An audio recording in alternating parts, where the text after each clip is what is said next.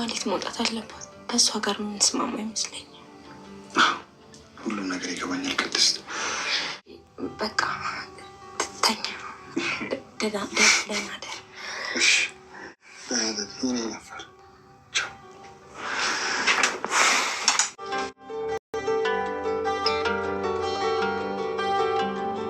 ዝና ጋር ነበርኩኝ። ዝና ደወለልኝ እና አገኘሁት እና ደግሞ ክሳችሁን ደርሶበታል። የሆነ ፖሊስም ደግሞ ይገደል ሲል ነበር። ዝም በይ። ያልጠየኩሽን አዘባቂ። የጠየቀኝን እኮ ነው የመለስኩት። የት ነበር ከሽሻ አልከኝ። ዝና ጋር ይኸውልሽ፣ እጅሽን ያገኘሁት ዕለት አንቺን አያደርግኝ። አልገባኝም። ምን አደረኩኝ? ከዛሬ ጀምሮ ያለኔ ፈቃድ ከዚህ ቤት መግባትም መውጣትም አትችይም። ለምን? ጥያቄ አልፈልግም።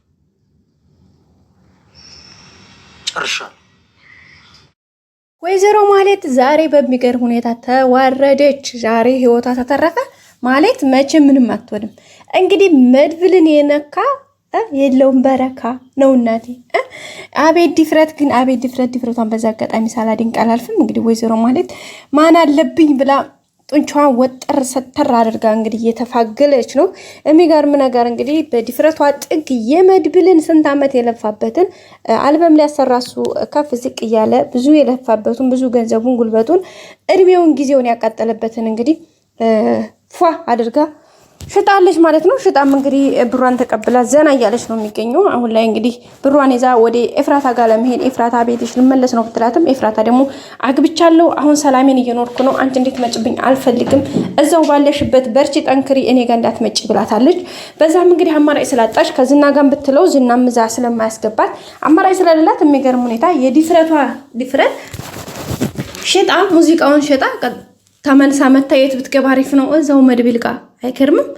እንግዲህ እነ ብሩክ ከተመልሳ መታለች ማለት ነው። እንግዲህ ሀሳቧ የሚገርማችሁ በቃ ብሩክ እንኳን ባይሳካላት እንግዲህ የመድብል ሙዚቃ አግለዋለች ማለት ነው። መድብልም እንግዲህ በነገራችን ላይ ነቅቷል አስቀድሞ። አይገርምም። በቃ ገና የመጀመሪያ እንትን እንደተባለ በቃ የጠረጠረው እሷን ነበር። ይሄ ነገር የዚች ሰው እጁ አለበት ነበር ያሉት። እዚህ ቤት እንግዲህ መጀመሪያ ነገርዮች ነው ያጠፉት። ማህሌት ወደዚህ ቤት እንድትመለስ ሲፈቅዱላት ነው። የመጀመሪያ ብሩክ ነው ስህተቱን የሰራው። እሱም እንግዲህ እርቦኛል የት ልሂድ ምናምን ብላ ስታላግጥ ያችን ህይወቱን ለመጥባት ህይወቱን ለማሳጣት ከፍ ዝቅ ስትል የነበረች ማህሌትን ፈቅዶ ወደ ቤቱ ማስገባቱ የመጀመሪያው ስህተቱና የመጀመሪያው ጥፋቱ ነው። ከዛም እንትን ሲል እንግዲህ ከቤት አልወጣም ብላ ቤቱ ሙጥጥ ስትል በፖሊስ ደውለው እጇን ይዘው እንደማስወጣት እንግዲህ ከዛሬ ነገ እያሉ ጊዜ ሰጥተዋት ተቀምጣለች። በመጨረሻም እንግዲህ የራሷን የሆነ ሰንሰለቷን ዘርግታ በሚያዋጣት መንገድ ገንዘብ ማግኘት ባለባት መንገድ ሄደች ነው። ያው እንደሚታወቀው ብር የምታገኘው ከነሱ በፈቀዱላት በሰጧት ልክ ነው። ብር ምናምን በእጇ አታገኝም። ዝናም ያው የሄድሽበትን ስትወጭ ነው ብሏታል። እነዚህኞቹም ደግሞ ብር ምናምን ነገር የለም የሚሰጧት ነገር እንግዲህ ያው የምትበላው ነው ለፈጣሪ ብለው በኋላ ላይ እንግዲህ በመጣላቸው ሀሳብ ደግሞ እሷን መጠቀሚያ ማድረግ ያ ማለት መጀመሪያ ቃል አስገብተዋት እዚህ ቤት እንድትቆይ ምን ፈቅድልሽ ይሄን ነገር ስታደርጊ ብቻ ነው ወይም ደግሞ በዝና ስትመሰክሪ ነው ሲሏት እሺ እመሰክራለሁኝ አለች ማለት ነው። እንግዲህ ትመሰክርልናለች ብለው ማሰባቸው ራሱ የሚገርም ነው። ካሁን ቀደም ምክንያቱም ዝናን ጠቁሚ ብለው ወይም ዝናን እንድንይዝ ተባበሪም ብለው አሳልፈው እንትን ቢሏትም በተባባላቸው ብሯን ቃብሏን ከተከፈለች በኋላ ሄዳ እንግዲህ ያደረገችው ምንድነው እነሱን አሳልፋ ነው የሰጠቻቸው። እና በዛ እንኳን መድብል ራሱ አልተማረም ማለት እንዴት ያንን ያደረገች ማለት መልሳ ድጋሚ ለኛ ተመሰክርላለች ብሎ ማሰባቸው ራሱ ከንቱነት ነው። በዛ ላይ ደግሞ ብሩክ አሁን የሚታረቃት ታረቅሻለሁ አብሬሽ እኖራለሁ አብሽሪ ቢላት ኖሮ ሊሆን ይችል ነበረ። ግን በጭራሽ ነው እሱ ማይላት ደግሞ። ስለዚህ የባለዚህ ማህሌት ታዲያ ምን አጣው ብላ እንደዛ ታደርጋለች? ለምንኛው ብላ ማለት ብሩክን ካላገኘች አዝሮ የሚጥሏት ከሆነ ለምን ብላ ትላለች።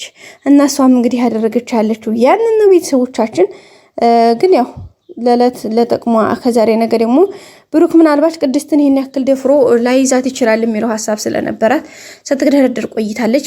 በራሷ ባለችው መንገድ ብዙ ነገሮች ሞክራለች። ከብሩክ ጋር ለማደር፣ ብሩክን ለማሳሳት፣ ብሩክን በቃ የራሷ ለማድረግ ይቅርታ በማለት በመሽለጥለጥ በተለያየ አይነት መንገዶች ሞክራለች፣ ግን አልተሳካላትም። በመጨረሻም እንግዲህ ነገሩ እንዳልተሳካ ብሩክም ደግሞ ምንም አይነት ለይቅርታ ልብ እንደሌለው ሲነግራት ያደረገችው ምንድነው የመድብልን ሚሞሪ ሰርቃ እንግዲህ አሳልፋ ሽጣበታል። ማን ነው የለፋበትን? የሚገርመው እሱ ሳይሆን ሽጣ ራሱ ተመልሳ እሱ ጋር መቀመጥ ነው። እንግዲህ ዛሬ መድብል ገላለሁኝ ብሎ በግብዣ ላይ ነው የሚገኘው። ብሩክ አሁንም ተስፋ ስላልቆረጠ ተዋት፣ አንድ ቀን የቀራት ነገ ትመስክርልንና ከዛ በኋላ እንድፋታለን እያለ ይገኛል። ግን አታደርገውም። ሲጀመርም አትመሰክርም። መድብል አሁን ላይ ገብቶታል ማለት አይደለም። ይሄን ያደረገች ሴትዮ ነገ ጧት ከልቧ ትመሰክራለች ብለን ማሰባችን ራሱ ከንቱነታችን ነው። ስለዚህ እኛ የማንረባ ሰዎች ነን እያለ እንግዲህ ራሳቸው እየወቀሱ ነው። ዛሬ ከመድብል እጅ ታመለጠች ማለት መቼም ምንም አትሆንም ማለት ነው። ግን አይነካትም። ምክንያቱም በዛ በዚህ ብለው ያው ወደ ራሳቸው ይመለሳሉ። ሌላው እንግዲህ ኤፍራታ የገንዘብ ቤተሰብ እንግዲህ ዘር አለው መሰለኝ። ለገንዘብ የሚኖር ቤተሰብ የነ ማህሌት ቤተሰብ ማለት ይቻላል ማለት ነው። ህሊና የለም ምን የለም ምን የለም። እንግዲህ ኤፍራታ ደግሞ እንግዲህ መርዞ ድላላውን እንደፈለገች እያሽከረከረችው ነው። አፈቅርሃለሁ እኮ የኔ አባት እያለችው የኔ እናት ይላታል። እሱ ደግሞ እኔ እንኳን እናት አልሆንም እንዴ እሱ ታዲያ አባትሽ ሆናል ይወልድሻል እንግዲህ እኮ ነው። እና እንደዛ እያለች ትገኛለች። ያው እንግዲህ የራሷን ጥቅማ ጥቅሞቿን ጎደሎቿን እየሞላችበት ነው። ግን አንድም ቀን ፊት አትሰጠው። የሚሆን ነገር ሲፈልግ እንዲህ በዚህ ችን አደረግኩ ብለህ ነው እንዲህ ምናምን ቆምጮ እንዳይመቸኝ ምናምን እያለች እንግዲህ ያሽሞጠጠች ከዛሬ ነገ አገኛለሁ እያለ እሱም እየጓጓ የምትለውን ሁሉ እያደረገ ነው። እንግዲህ የቤት ኪራይ አስከፈለችው። የምትፈልገው ሆቴል አዝናናት፣ የምትፈልገው ምግብ ጋበዛት፣ የምትፈልገውን ቀሚስ አለበሳት፣ የምትፈልገውን ጫማ ገዛላት። በመጨረሻ እንግዲህ ደግሞ ስልክ የተሰበረ ሱቅ የሆነች ስልክ አይቻሉና ያችን ስልክ ግዛልኝ ብለዋል። ዛሬ ስላንቺ ሰውትዮ ለጥቅምሽ ነው እንዲፈለግሽኝ ማለት እኔን ሳይሆን ገንዘቤን ነው እንደምትፈልጊው አልገባኝም እያላት ነበረ። እንግዲህ አሁን ላይ መርዞ ድለላውም የነቃ አባት ይመስላል። ግን አሁንም እንደሚሸወድ አይጠራጠርም። ምክንያቱም ጭራሽ መርዞን ምንም አልወደደችው። መጀመሪያ ኤፍራታ የወደደችው መድብልን ነበረ። ግን ያው መድብል አሁን ላይ እንትኑ ስላላደለ ምንም አላላትም ማለት ነው። ግን ለሁሉም ተፍ ተፍ እያለች ነው። ይሳካላት ይሆን? እሱን አብረን የምናየው ነው የሚሆን። ቤተሰቦቻችን መርዞ ድላላው እንግዲህ እየተበላ ነው። እንግዲህ ምን ይደረጋል? ኤፍራታ ደህና አድርጋ እያሽፈለበለችው ነው ማለት ነው። ሌላው ቅድስቴ እንግዲህ ማህሌትን ዘና እያለችባት ነው። እንግዲህ ድሮ አሰሪዋ ሁና ትዬ እያለች ከእግርሷ ስር ከፍ ዝቅ ስትል የነበረችው ቅድስቴ ዛሬ በተገላቢጦሽ እንግዲህ ወይዘሮ ማለት በእጇ እንኳን ምግብ ለመስጠት ቅድስት ለማህሌት ማለት ነው ምግብ እንኳን በእጇ እንዲያሰጣት መሬት ነው ጠላል የምታደርግላት። አያችሁ ጊዜ ተገላባጭ ነው። ሰዎችን አለመበደል ነው። ምንም አይነት ሰዎች እኛ ላይ በደል ቢያደርሱም እግዚአብሔር ትዕግስቱን ሰጥቶን በትዕግስት ውስጥ ማለፍ ከቻልን መልሰው እነዛ ሰዎች እጃችን ላይ የማወድቁበት ምንም አይነት ምክንያት የለም። አያችሁ ጊዜና መስታወት አዝሮ ያሳያል ይባላል አይደለ? መስታወትን ፊት ለፊት ስንቆም ራሳችንን ያሳየናል። ልክ እንደዛ ሁሉ ጊዜም እንግዲህ ማህሌትን እና ቅድስትን አዟዙሮ አሳይቶናል ማለት ነው። እንግዲህ ዛሬ ብሩክና ቅድስቴ ደግሞ አሪፍ ፍቅር ህይወት ውስጥ ነው ያሉት። እንግዲህ ከተሳካላቸው በቅርቡ ሽማግሌ ልኮ እንደሚያገባት ቃል ገብቶላታል። ቅድስቴም በጣም ደስተኛ ነች። ግን ትንሽ የሚከብድ ይመስለኛል። ምክንያቱ ደግሞ እዚህ ጋር ማህሌት ምስክርነት አትመሰክርላችሁም። እሱ ከሆነ ደግሞ ነገሩ ትንሽ ከበድ ይላል ማለት ነው። ቤተሰቦቻችን ያው እንግዲህ ቅድስቴም ተፍ እያለች ነው። መድብል እዚህ ጋር ሌላ እንትን ውስጥ ገብቷል። ምክንያቱም ተሰርቆበታል። እና ቤተሰቦች የዛሬው ቪዲዮ ይህን ይመስል ነበረ። በቀጣይ በአዲስ ቪዲዮዎች እስከምንመለስ ሰብስክራይብ፣ ላይክ ማድረጋችን አትርሱ። መልካም ጊዜ። ባይ ባይ።